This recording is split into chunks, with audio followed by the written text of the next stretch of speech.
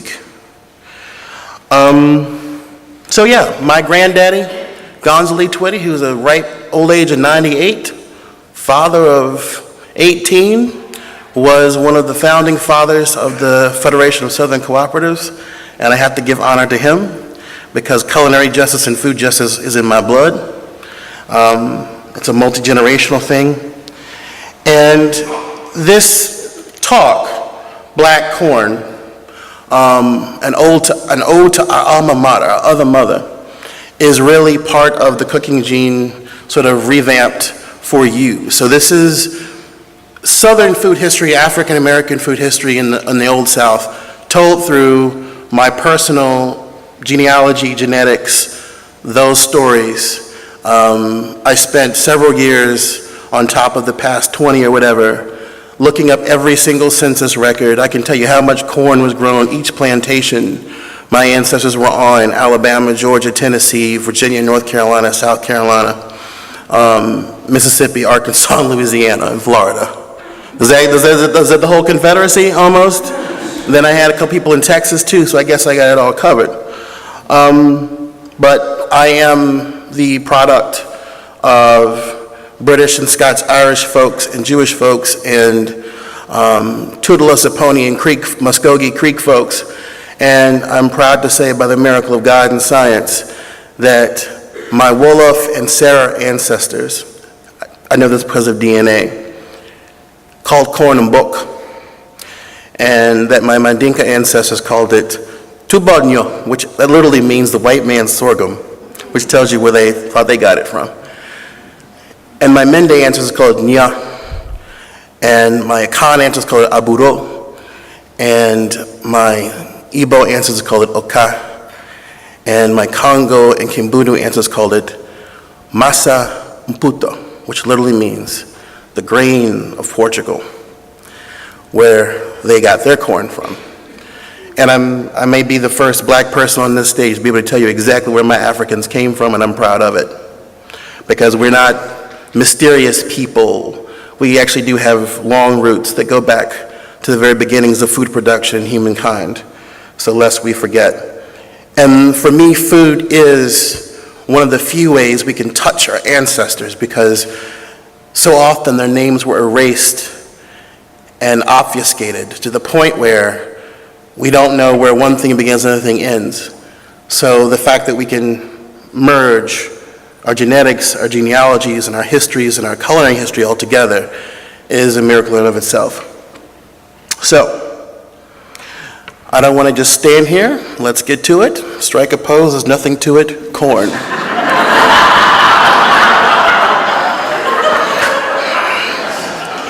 I have no idea why I just said that, other than, and good Shabbos, Shabbat Shalom, all Jews are Nobel Prize winners, please contribute to the synagogue building fund. I've given that speech before too. So the chocolate chosen has arrived.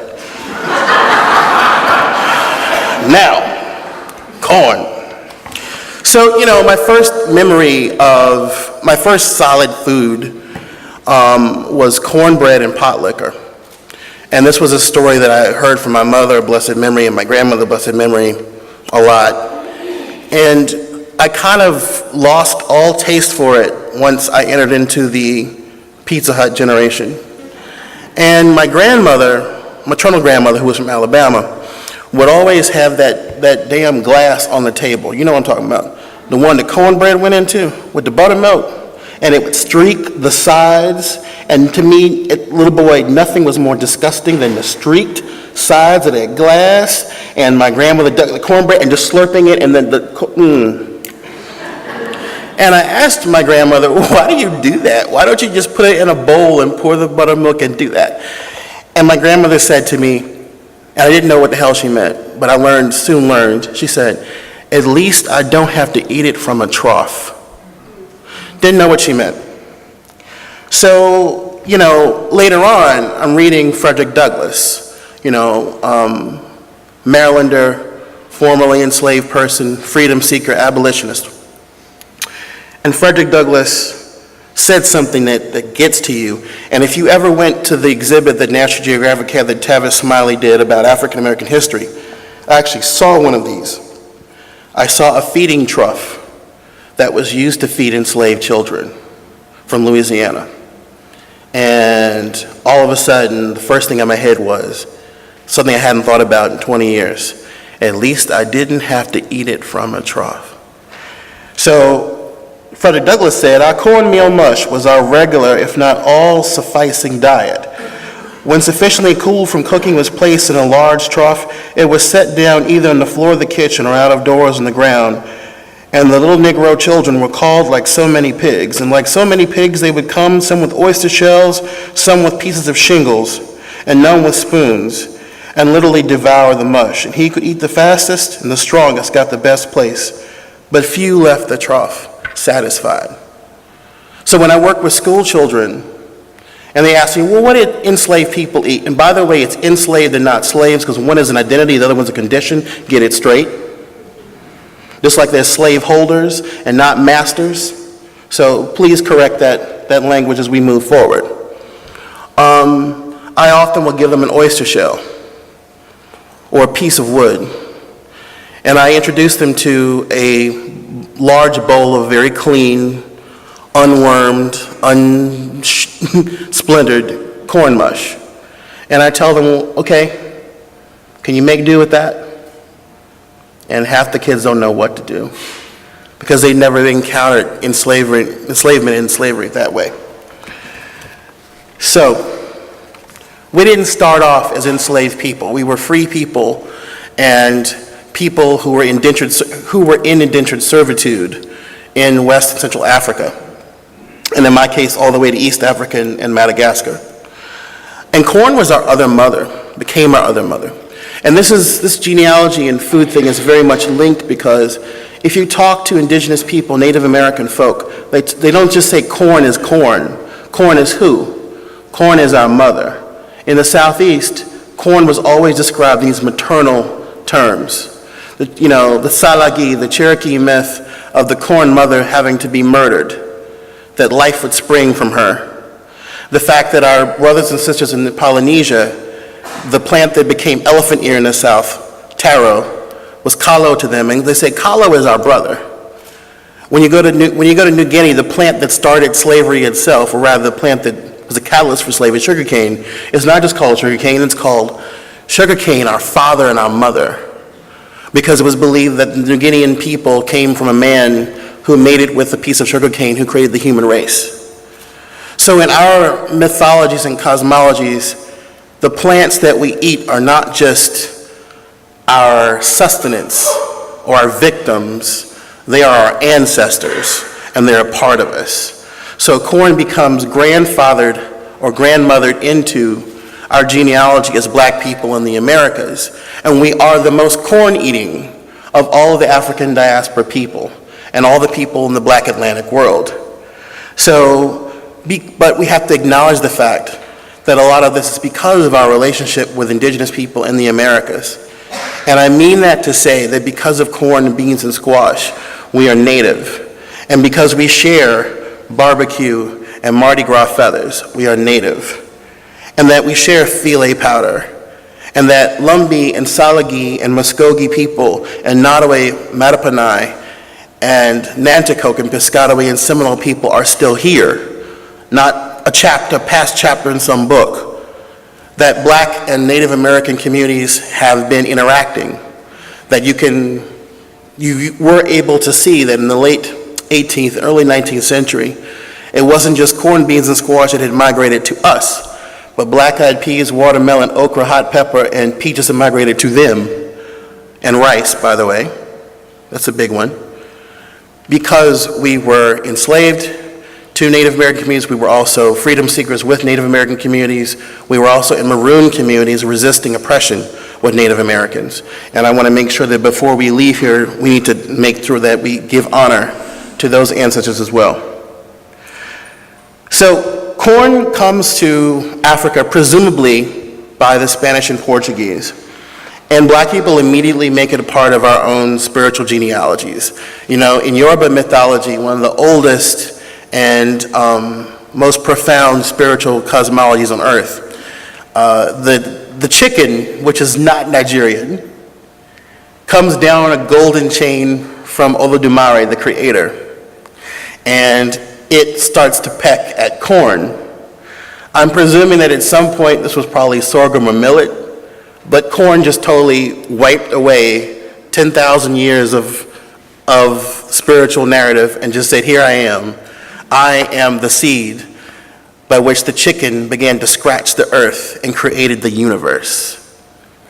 And that is extremely, extremely important. So post-1492, we think of corn as immediately showing up and transforming things. But most West African communities cautiously adopted corn, and they associated it with sorghum, hence the term tubabo nyo, the white man's sorghum, the white man's grain. So it was very cautiously adopted. None of these plants were just given to Africans, by the way, and they just said, oh, thank you, white people. That's not how it went down. Just like nobody got succotash for a smallpox blanket. It didn't happen that way. So stop teaching our kids that.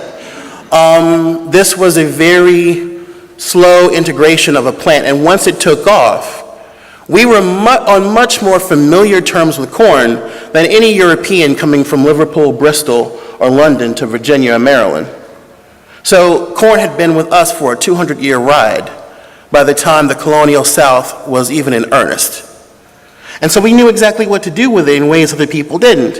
And it was responsible, essentially, in conjunction with these other plants, for creating a population boom.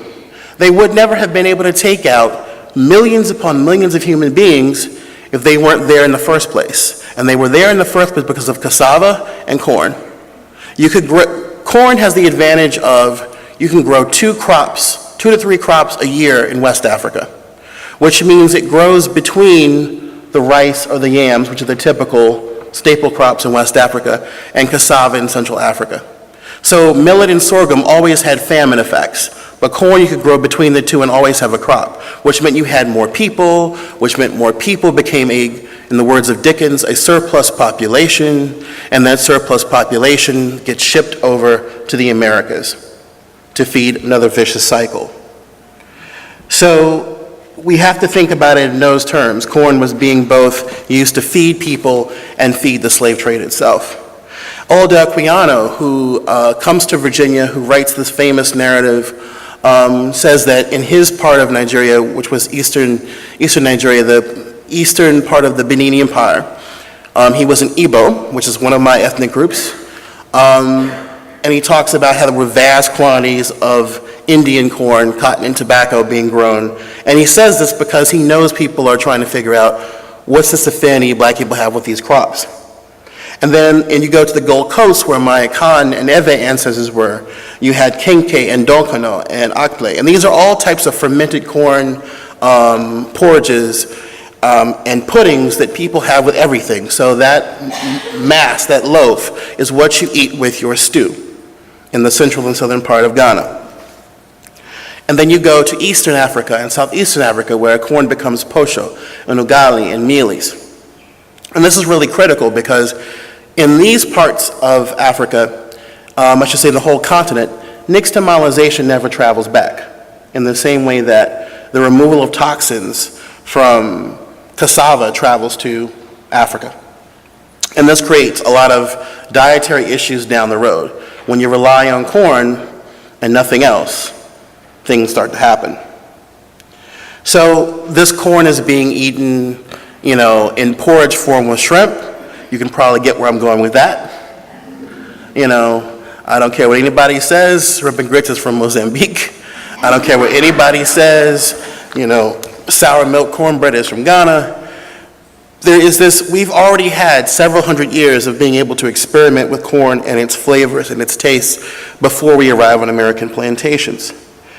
And corn becomes a major part of the Middle Passage because the question becomes, what are they going to eat on their 2 to 3, to the case of my Madagascan ancestors, 6-month journey to the southern United States?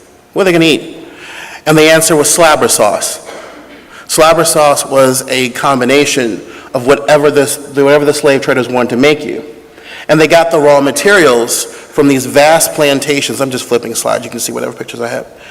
These vast plantations that were created by African elites. And the biggest crop grown on those plantations was corn, followed by rice and yams. And so you were given whatever your part of the coast was most accustomed to.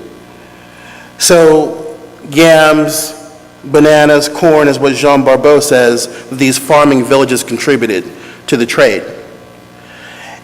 When you were caught, or rather I should say, personalize this, when my ancestors were caught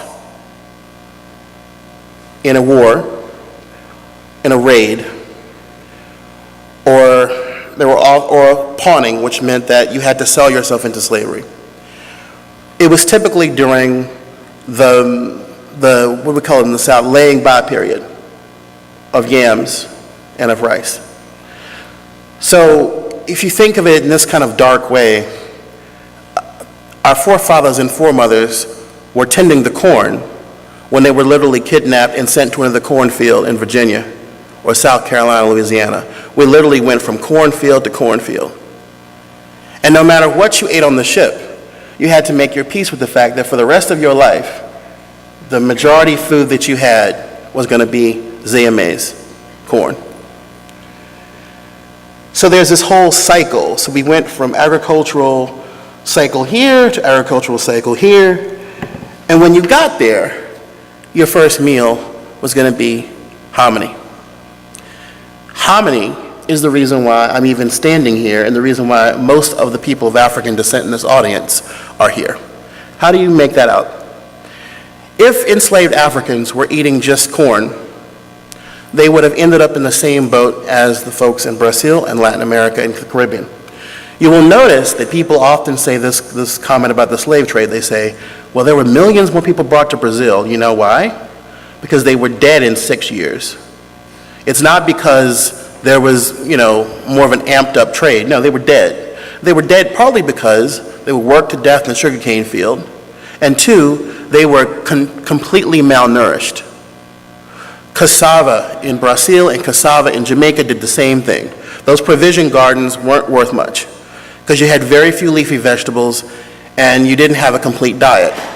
But in the Chesapeake, in the Carolina backcountry, in Louisiana, you had nixtamalized corn with beans and squash and leafy vegetables and legumes, all of which provided the population with much more nutritive properties, greater strength, greater vitality.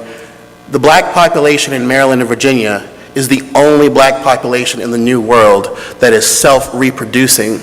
And so by 1750, the population of people being brought in from West Africa is eclipsed by native-born people.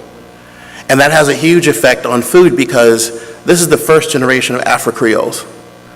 These are the people who their diet isn't completely African, their diet isn't completely American, they're on the cusp. And they begin to create what we call soul food. These are the great-great-great-great-grandmamas and granddaddies of soul food. But it's only because their 2 feet are completely planted in the New World. The domestic slave trade is what spreads this corn culture. And running away from slavery, freedom seeking, spreads the corn culture north. So we have that sort of 18th into 19th century record of enslaved people spreading these foodways. If you ever wondered how come this vast swath of land from the Chesapeake down to Arkansas, northeast Texas, the food is remarkably the same. Same biscuit, same cornbread, same ham, same skillet, same killed greens. It's because the same exact people are moving that food across the South. And it's the most uniform part of the American diet. And and those are the same people who, black and white, became the cowboys who won the range who went west. So the reason why all that food is the same and has the same tenor is because it's moved by the same people in a large group. The domestic slave trade was the largest forced migration in American history. So why wouldn't it have that effect on the food? So corn is hominy, big hominy, as we say in the Chesapeake, before it's grits. We'll talk about grits a little bit at the very end of my presentation, but I want to focus today on hominy and hoe cake, most especially.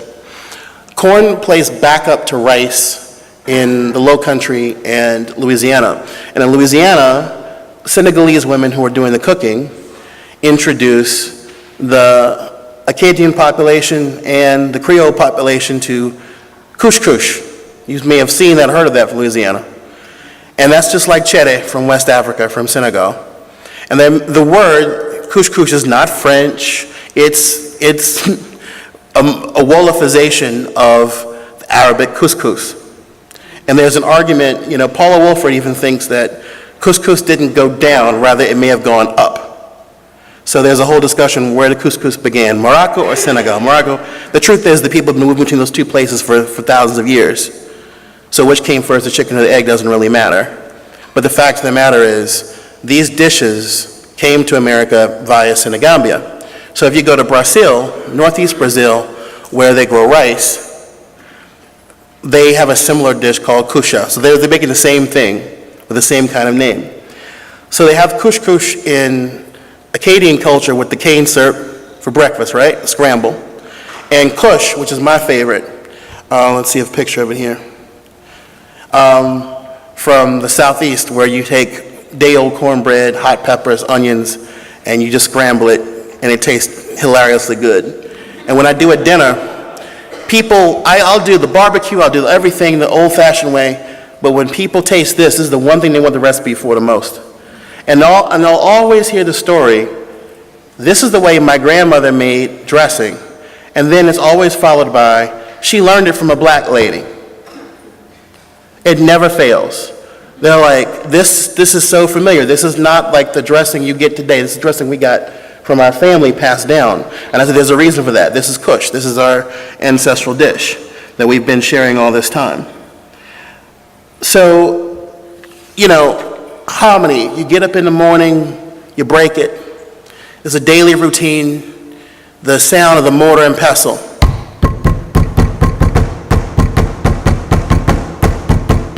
Think about that. You can't play a drum, right? But you can pound hominy every morning. You can play those beats and make that music and talk over it, on and on and on and on. So all these things get passed down with corn. The fact that we have these songs, boil them cabbage down, bake the hoe cake brown. Pretty little gal, stop messing around, you to bake them hoe cakes brown. All of our songs were about corn. We use corn cobs in the outhouse, necessary. The mats that our ancestors conceived us on were stuffed with corn shucks. The one time of the year they were able to make fun of old massa was the corn shucking time. And that is the root of black theater and the root of black comedy, because you were actually allowed to mock and talk in a satirical, nasty way about your slaveholders without being punished. So you think about, this is a ritual that everybody knew about. And by the way, these are the first concerts in the South, because Po Buckra was not allowed in the plantation. But what they would do is, you had a large enough plantation, they would open up the barn doors. I've seen 5 references to this across the South, so I know it's probably true. They would open up the back barn doors, so all the poor white folks would come, listen to the tunes and see the dances. And you wonder where Southern music comes from. This listening to each other across fences and borders, co-creating Southern culture. And so we've talked about all this. We talked about, the hoe cake and how that was, full of ashes, when you made it as ash cake. Or you made in the blade of a broad hoe. By the way, a broad hoe is like this, not like the little Home Depot mess. This is what you're talking about. So you clean that off, you'd wipe the fat from salt pork on it, take it to the field where there always was a fire burning, because the fire kept off the insects, and you would make the hoe cake right there. Or you would use a griddle, in colonial speak, called a hoe, H-O-W, and someone would make all the hoe cakes for the entire enslaved population and mark them with a certain sign. Not to mention the fact, if you come from New Orleans, you've come from Mobile, you know that corn makes its way into Vodun. The cosmograms that send messages to the Loa are made with cornmeal. So even the signatures with which we wrote our names to our gods was done in corn. So before I round up, I just wanted to say this about cornbread and sugar. We need to have a little talk about that. I know John T. wants me to round it up, but we got to talk about this. And if I haven't mentioned this, by the way, those corn shucking dances, you all know them because you've all watched Motown. Where do you think this comes from? Pitching the hay.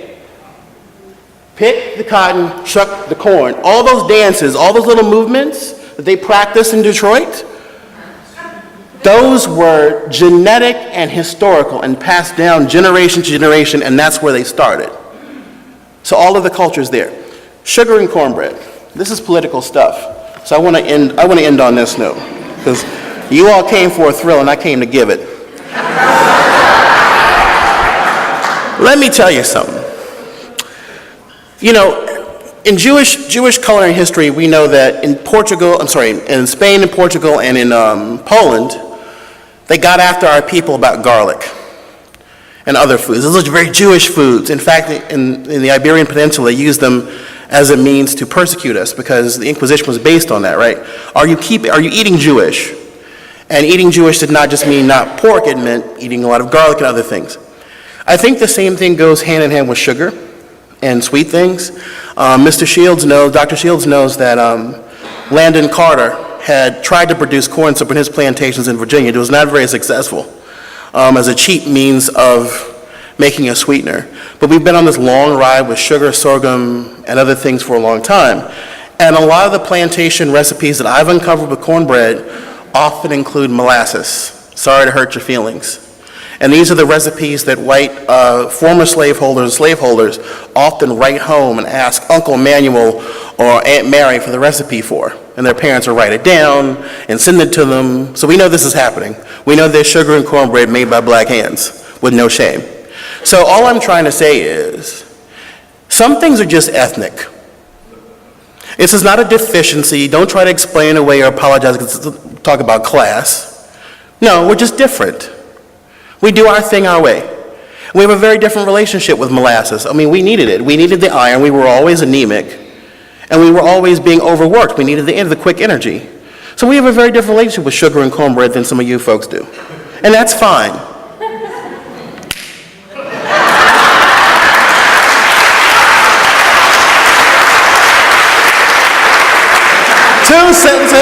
Two sentences. Corn, I have to say that because I worked hard in this damn line. Corn, our other mother, our sustenance, our joy, our source of resistance. It is not enough to repeat the cliche of a triple Southern heritage. Corn gives us the opportunity to reimagine and retell culinary Southern history with a new song from the ashes of the old. Our revival of older corn varieties and a reintroduction to our food systems will one day bring back for us the taste of our ancestors. And we will sing a lullaby, both ancient and refreshing to body, and not just whistle Dixie. Thank you.